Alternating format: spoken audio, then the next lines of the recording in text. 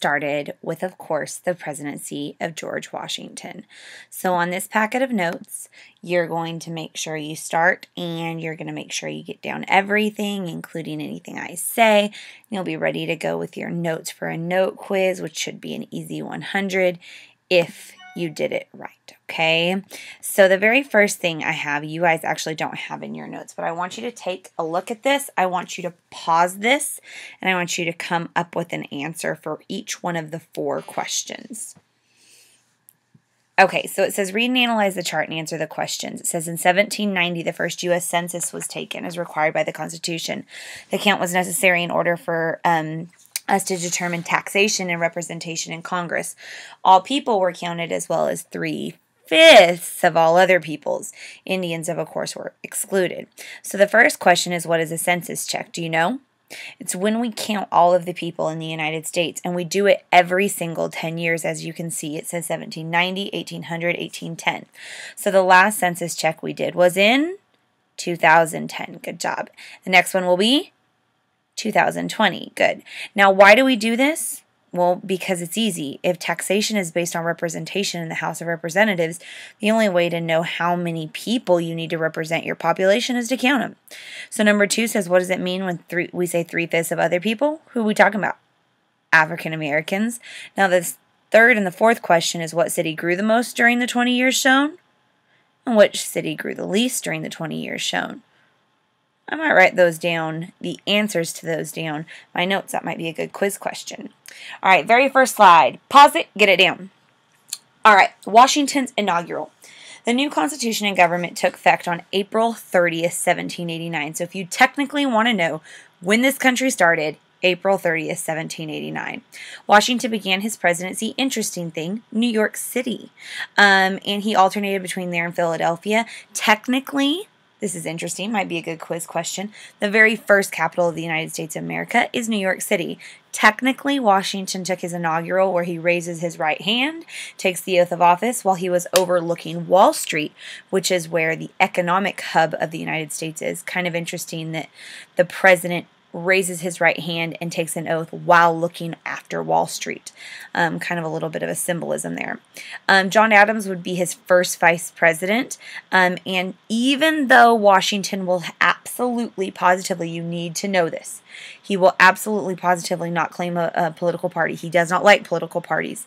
This is going to become known as the beginning of the Federalist period. You'll want to star that. A lot of people think Washington was a Federalist. I really will tell you he kind of was, but he doesn't like political parties, so he refuses to take a political party. Now, I don't have a slide for this, but I do have kind of in the middle, Washington's precedents. Let me just let you know which ones I think are important, the ones that are in blue, okay? So with that, precedents are models, examples. To set a precedent is an example, okay? He says, I want to be called Mr. President. They said, hey, we can call you Your Honor, Your Majesty. He said, no, just call me Mr. President. So if you met the president today, guess what you'd call him? Mr. President. He also is going to set up a group of advisors because he says, Washington's real smart. He says, I can't be an expert in everything. I want a cabinet. I need you to circle that, a cabinet, to advise me. The president also said that he would act independent of Congress, which will, again, separate those powers. And the most important precedent, I am going to state this again, the most important precedent is the fact that George Washington stepped down after how many terms? 2 terms, which would basically set the example from everybody to come. A lot of people thought that since the beginning of the country, there was this law that there's only 2 terms allowed. No, it was just a precedent by Washington. And it was only until about FDR when that precedent was challenged. Next slide, pause it, get it down. All right, so the Constitution did set up the judicial system, but I should say that very lightly because it really just set up this first Supreme Court. The Judiciary Act of 1789 is actually going to create the lower courts. Washington has to appoint 6 justices to the Supreme Court. The president still to this day appoints justices. The Senate gets to approve them. Of course, there you go, checking and balancing. Now, what Washington did, and I thought this was very smart, he appointed 3 from the North and 3 from the South. He's a compromiser, isn't he? He wants to make everybody happy. And also, you can kind of see the Civil War starting already. The first Chief Justice would become none other than John Jay, the Federalist author himself. So good to know that this is going to be on your test, so you might know it. All right, Washington's first cabinet. Let's go ahead and take this down. Pause it, get it down. Now, a cabinet, I told you. A cabinet is a group of advisors. Washington is very smart. He says, I know I can't be an expert at everything. So he says, I'm going to have the best foreign advisor on foreign affairs I can find. There's this guy named Thomas Jefferson. He used to be, good quiz question, the ambassador to France. And I want to make him my very first Secretary of, what does it say? State. The next thing, I know this guy, he's really good with money. His name's Alexander Hamilton. He's good with money. He can pay off our debts. He can organize us all. He'll be my very first Secretary of Treasury.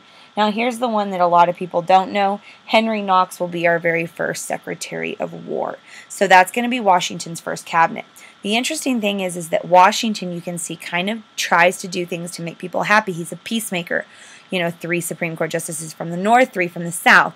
But the funny thing is his very first cabinet is very, very controversial because Jefferson and Hamilton hate each other.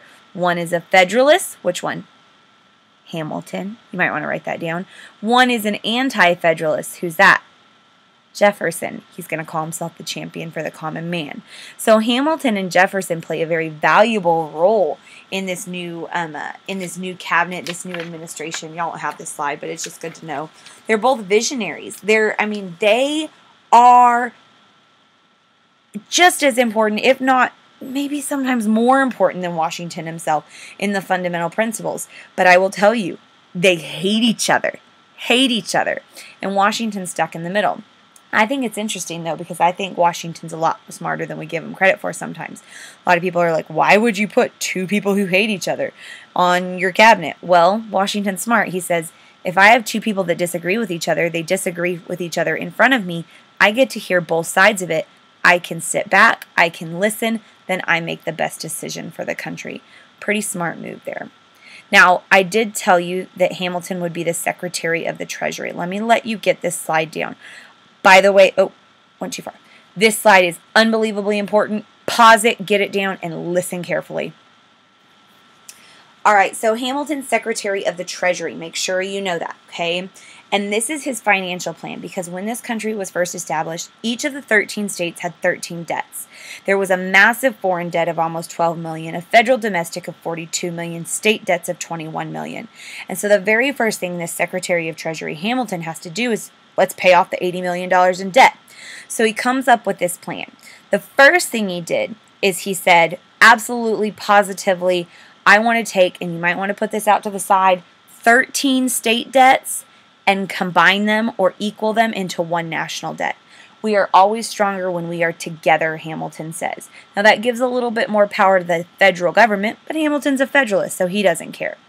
So he wants to pay off the $80 million in debt. He says, the first thing I'm going to do is I'm going to put an excise tax on manufactured goods. He then says, I'm going to put a tax on imports. Very important you highlight this. That's called a tariff.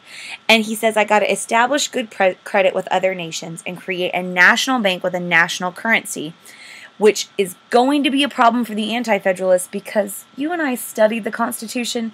Do you remember me talking about the national bank? Oh, that's because I didn't. It's because it's not in the Constitution. And according to Amendment 10, if it's not given to the federal government, it's reserved for the states. So Hamilton's going to make a lot of people mad about that. Now, the one thing I really want us to understand again, excise tax on manufactured goods. The number one thing Hamilton wants to tax? Whiskey. Then put a tax on imports, tariffs, and then create a national bank and a national currency. Take all those debts, put them into one. He says we can pay them off if we work together, which he's right.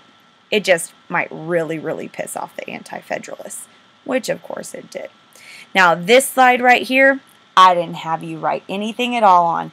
I just want you to listen to me. This slide right here, massively important. The rise of political parties from the Federalists and the Anti-Federalists. I have at the top Hamilton versus Jefferson. Hamilton's sidekick is John Adams. Jefferson's sidekick is now James Madison, who used to be a Federalist, but then saw what a danger it was to put all that power at the top. Now, with that, I want you to take and study this slide. This tells you, of course, that the Federalists are the wealthier, that the Anti-Federalists are the common men. It also tells you how they view the Constitution.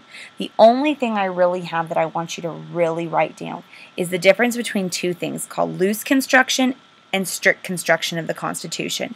That's basically, and you got to listen carefully to this one, maybe listen to it twice or 3 times. It's how they view the Constitution as rules.